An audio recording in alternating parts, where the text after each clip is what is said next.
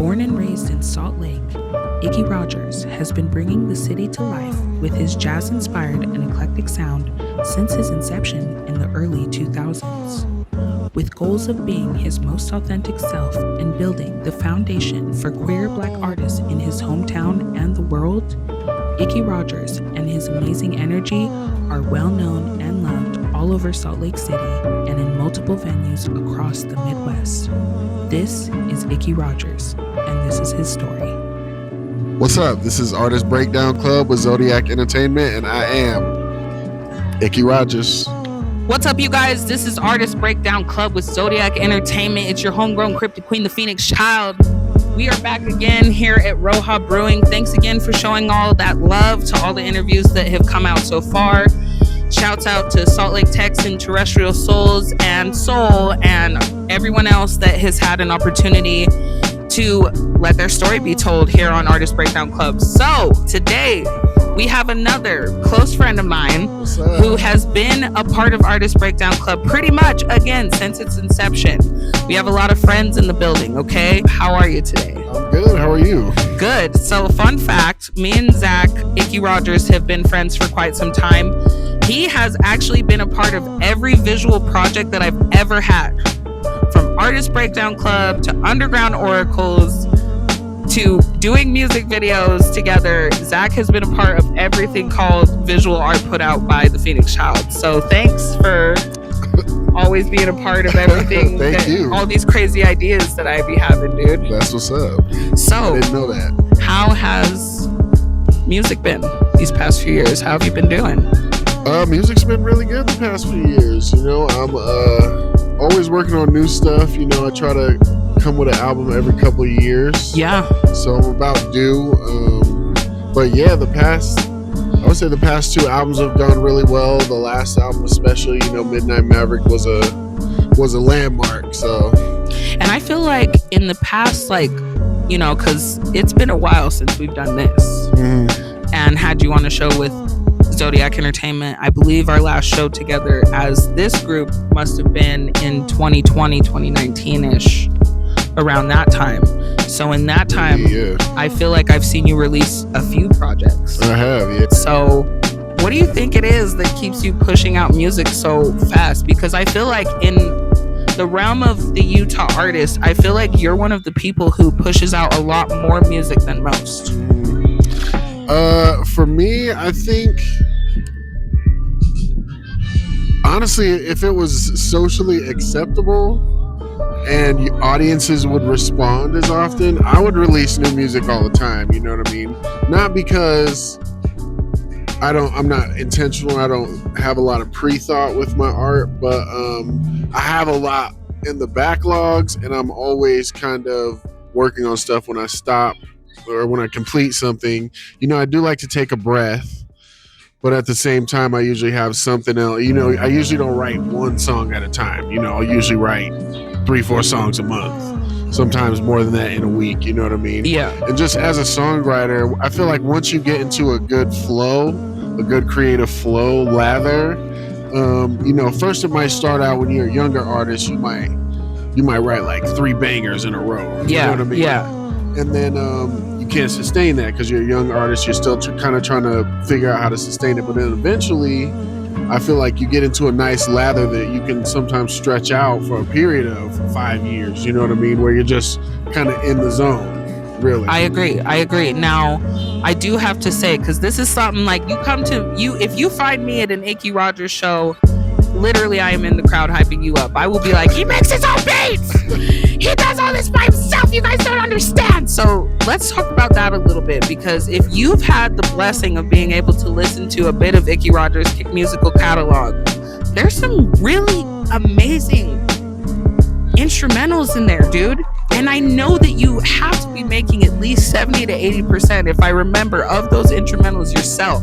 My literal question to that is, how the fuck? Almost everything on Midnight Maverick, everything on Chasing Saturday, everything on both of those I mostly produced. And it's just, I've always been a producer, but these days with the technology that they have, and just really in the past few years being able to sit home and just work on my craft every day, I've just, gotten into a nice sweet spot with it. And I was always the type of, even, before I actually knew how to produce, like I went to school for music production, you know what I mean? But even before I knew how to really make the type of stuff I wanted, when I'd work with a producer or some stuff, I could always hear beats in my head or music in my head, you know what I mean? I just didn't have the means to make it. And so with the technology now, the way you can sample a lot of stuff and the ease of just all these programs, it makes it really easy to get like what's in your head out there a lot quicker, and a lot cleaner, a lot more precise. So I would say, it's just a combination of really having the time to sit with it for a few years, and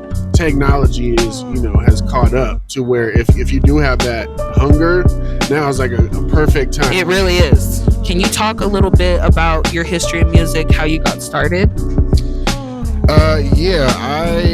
Initially I was a singer. I sang for a long time, just for fun and competitively. I used to sing competitions and things like this. And hip hop was just always something that I did with my homeboys, you know what I mean? Oh, so you were singing competitions? Singing competitions, yeah. I trained up at a Dean Kalin's studio, but any show that like came through Salt Lake, I auditioned for. There was tons of like little local talent shows and stuff that I would do. So were you in like choir, orchestra, or anything? All that. Choir in school. I was, in choir in school, and then out of school, I was going to training, doing concerts, you know what I mean, just around the valley.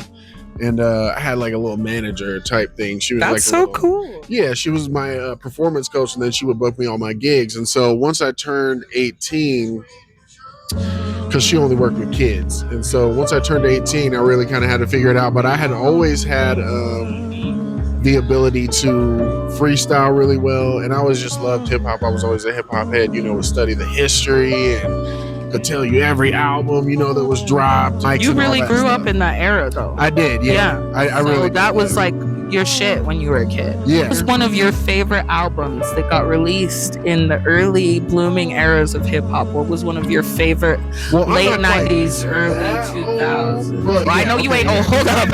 He's like, look, nigga, I'm not a dinosaur. Hold up. I wasn't in the prehistoric ages. Hold up. But like, no, for real. What do you think is one of your like earlier like blooming era hip hop, golden era albums that you like? So for me, he thought I was calling him old. Me and my brother, similar to you and your brother, hip hop was always something we experienced together. Just in the sense of even when you're really young, you and your siblings, what y'all listening to.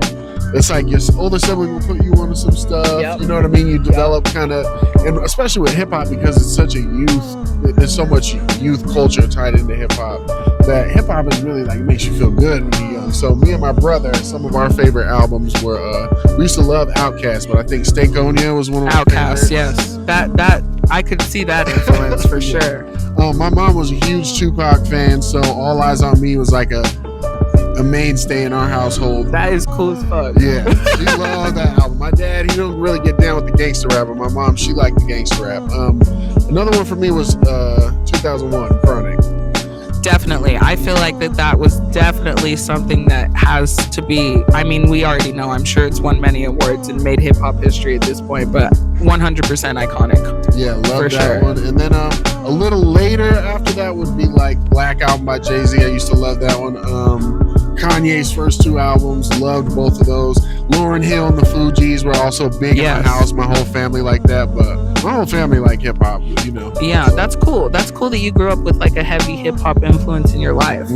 Me personally, I grew up with more like 80s rock bands and like disco. So I think that's cool that your family was like down for that and like encouraging of that sound. How did you come upon the name Icky Rogers? But I know you used to go by something else. A long time ago, I used to go by Twilight Beats. Twilight Beats. This is when I was like in junior high. But I had a little side project with a producer that was called Modern Wilderness. Modern Wilderness. I think like that's the one I remember. Yeah. Kind of, that I had with this producer I knew from out of state. We came up with a little like alias project. But Icky just came from, it was like a family nickname, a family joke. Okay. Yeah, it was kind of an inside family joke, and just ran with it. I had an older cousin who was like, "Oh, you trying to rap?" He was like, "Well, what you gonna call yourself?" And I think I told him Twilight Beats, and he was like, "That's trash." He's like, "No, absolutely not." Yeah, and he walked me into like, he was like, "Okay, well, do you have like a nickname in your family?" And we kind of came to that. And at first he was like, "Well, it can't just be Icky. You should call yourself Icky Rogers." I like that. I like that. So, what do you think that you enjoy most about being a Salt Lake City musician?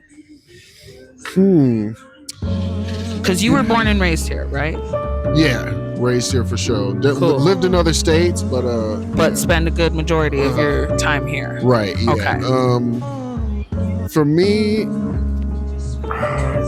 I think one of the coolest things right now, I'll say, because that's a big question, but right now in particular, I do like that. I was talking to someone about this the other day, how me and you are kind of pioneering the queer black hip hop scene out here. Oh, you was talking to someone about that the other day. Yeah, Hiram. Okay, I like Hiram. Yeah, I love Hiram. Shouts out to Hiram and his thesis on hip hop in Salt Lake. Where's that, man? What's up, baby? Let's go. Yeah, so I think that's really cool because 10 years ago, I feel like people wouldn't have been as receptive, and we're kind of the first generation of not queer rappers or anything, but really good, good rappers in Salt Lake that happen to be black and queer.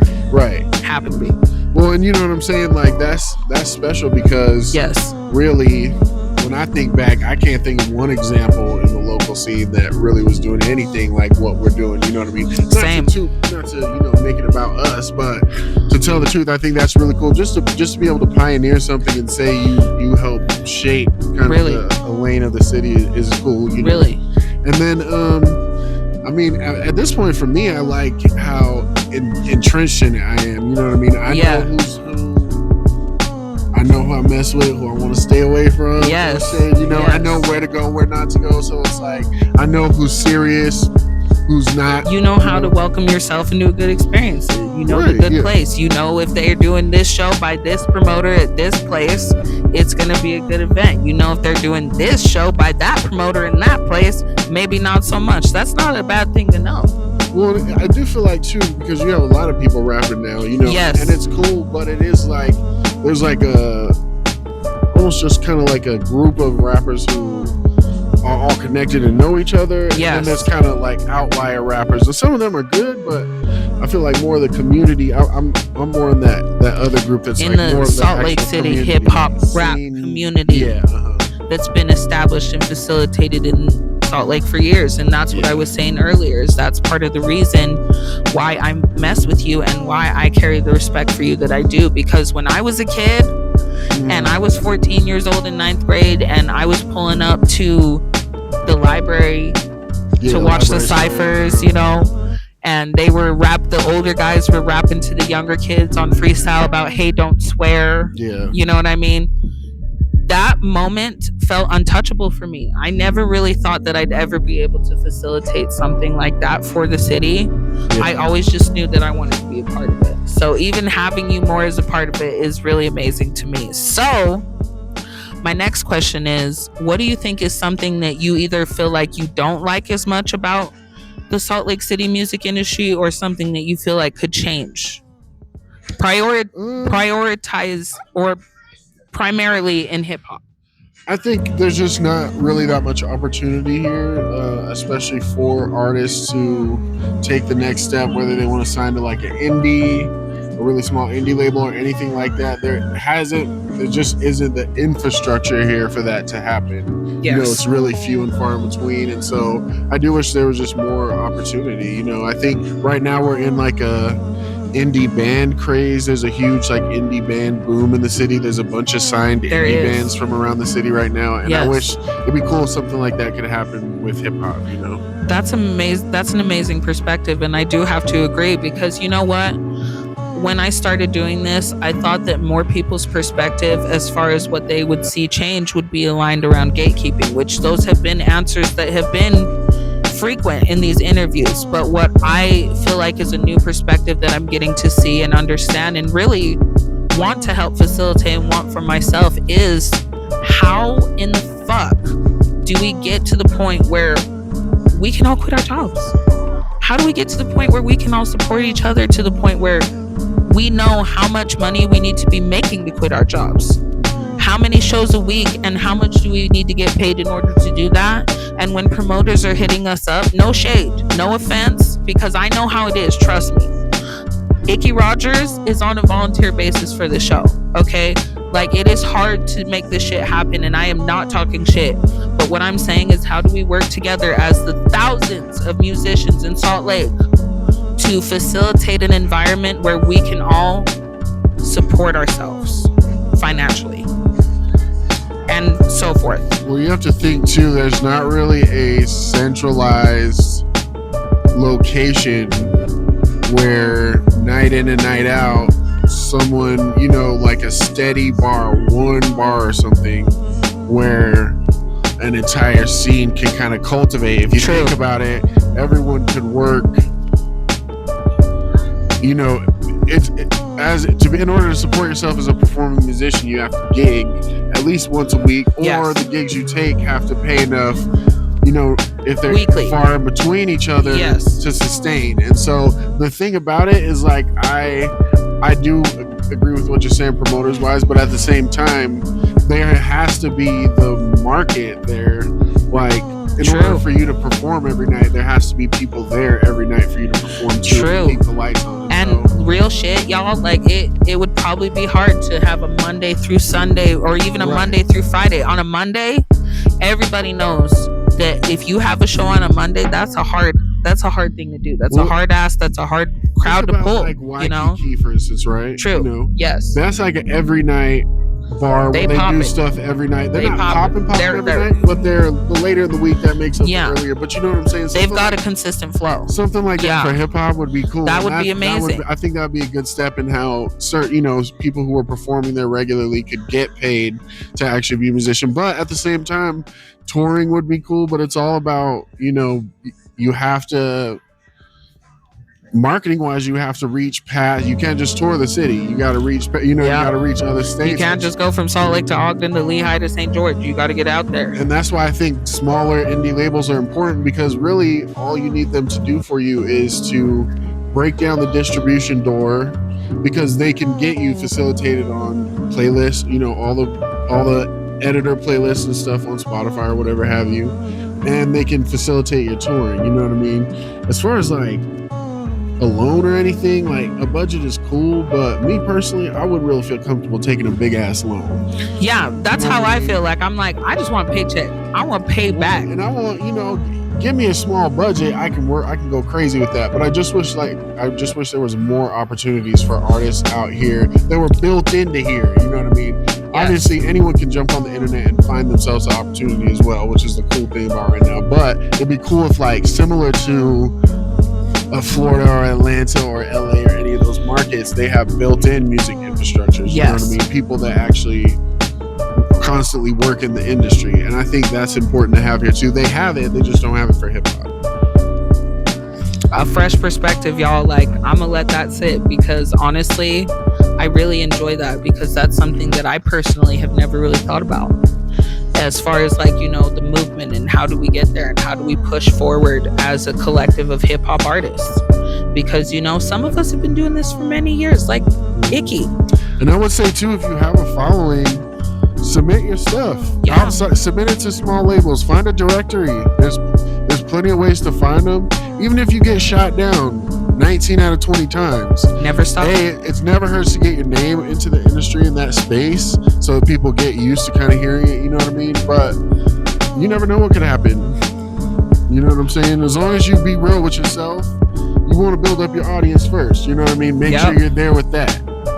But as far as that goes, is like, once you have 100 true fans, I feel like if you can sell 100 vinyls, you know, you can do it. 3,000 to 5,000. That's a Kickstarter for an album project right there. Mm-hmm. And that's how small labels want to see. Yeah. Can you recoup? And I know that sounds cold, because, you know, it's supposed to be about the art, but it's the music business. They want, you know what I mean? You have to bring them a model that works, somewhat. Because you know what? Having these conversations is also a way to facilitate an understanding of how do we take ourselves to that level. Because obviously all of us have the drive artistically in our passionate mind state to be able to show up for these interviews, communicate with each other, and plan these events together. But it is important to discuss the business side of things, and I feel like a lot of that gets lost sometimes. And I feel like that research is in a way it's readily available, but you have to know what you're looking for. So, I would hope and encourage all of you to look into things like this, do your research, so that we can all push forward. Really. And I mean, that's beautiful. Another thing too is like, cats got to learn how to budget. If you got 10 homeboys, especially if you young and you running through the city with your homies and stuff, put together a little budget. Have your homeboy, or even if you run with a crew of musicians, everyone get a little part-time hustle. You got a gig, save a little bit for a budget for everyone's project. Save enough, you got $2,000 for this boy project. You got $2,000 for this person project in your whole crew, and then you can release all year long. That's how you maximize that. Yeah. That's, and I hate to be that guy, but if you want to approach it, part of it is art and part of it has to be a product. You do have to market and you got to know how to market a product, but do it in a creative way. You don't have to do it in just a straight up give me your money type way. And that's when the best of two worlds meet, because when good art meets good marketing, that's when you have a really strong reception. You know what I mean? People are going to gravitate to that high quality art. You know what I'm saying? People will pay for that. You are so fucking smart, dude. Like, holy shit. You chop it up business with Icky Rogers, dude. You put you on game. That's real shit that you're talking though. And I feel like this is a perspective that a lot of people would be in use to understand also, because let's look at it. You really do a lot of shows. You really do have a receptive audience. When you drop a song, I don't see you get, and I'm putting it at a minimum, okay? But there ain't no minimum of at least 5 shares from friends of Icky Rogers that just support his craft. Some of them do not like hip hop, okay? But they love this man, Icky Rogers. And you know what? I got shouts out to my girls, because I know you love me too. But I have had conversations with people in the queer community, in the drag community, and outward communities that me and you have had the pleasure of performing at these shows at together, where people are like, damn, I don't really like hip hop, but y'all, you guys got it. So to be able to understand, I guess I got to pick your brain a little bit, because now I'm understanding your business ideals and your perspective and how you see it with your art and how you handle it going forward, Well, yeah, I feel like, damn, I haven't even tried to put together a business model for this, you know what I mean, to see if it actually can be a job as well, you know what I mean? Marketable and profitable. Yeah. In a small way. It doesn't even have to be, obviously everyone want to make millions, but it could be a side gig. You just earn a little money, just a little bit here and there. Supplemental, ain't nobody gonna say no to supplemental income if it's coming from something you love doing that's artistic, so you're expressing yourself anyway. Exactly. And you make $300, say you make $300 over a season. Right. From June to August, you made $300, and you're like kind of like Icky, okay? You kind of like to make beats, you're kind of dabbling, you've been able to market yourself to a point now where you've got $300. That'll buy you an Akai MPC Mini. There you go. You know what I mean? That you can put that in your craft. That's at least 2 hours at the studio, maybe more. You know what I mean? You can supplement it into your craft. Yeah. So last question, I feel like, what do you think if you could go back either to, like how you said, we're the representation that we wanted to see in our youth of hip hop in the city as artists, okay? If you could go back to young Icky Rogers, young Twilight Beats, and say what would you tell him? What would I tell him? I'd tell him, don't worry, kid, I got you. Okay. That's it. Don't worry, I got you. I got you. All right. I like that. But this has been A.rtist Breakdown Club with Zodiac Entertainment. This is Icky Rogers. We will see you August 22nd. August 22nd, baby. Where is it? You said you would have it for me today. Look, it's like I told your ass on. I need the X112. It's the reason I've been going through all of this shit. What do you think I've been doing the past 400 years, huh?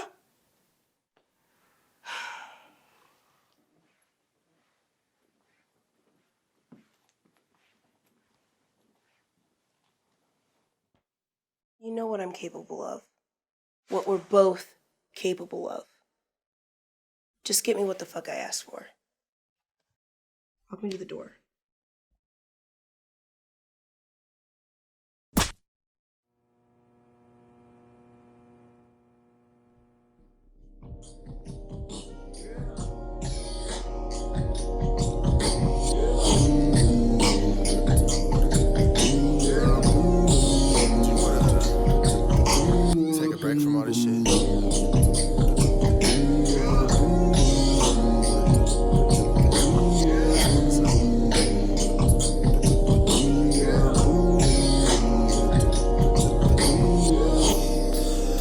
wanna take you to my favorite place and smoke on something that'll get you high. The moon is shining now, it starts to race.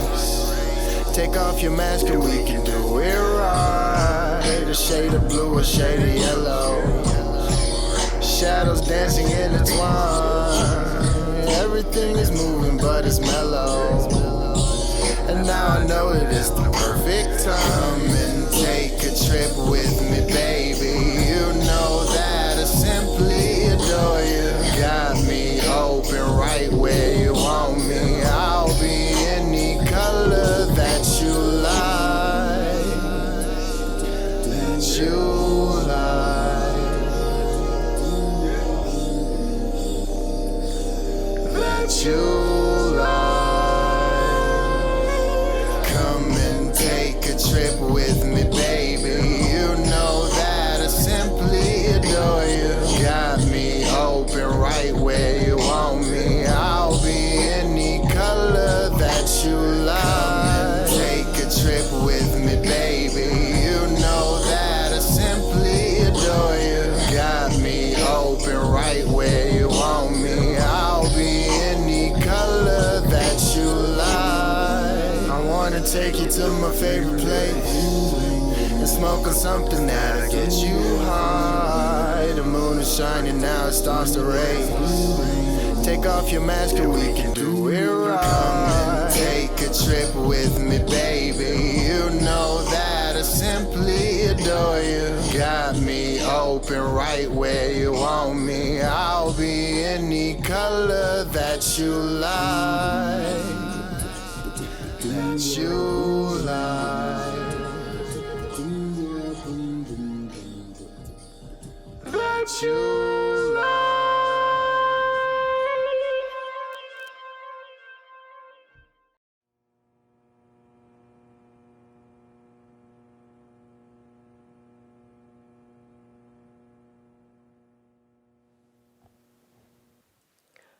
Get up. Here. Take these.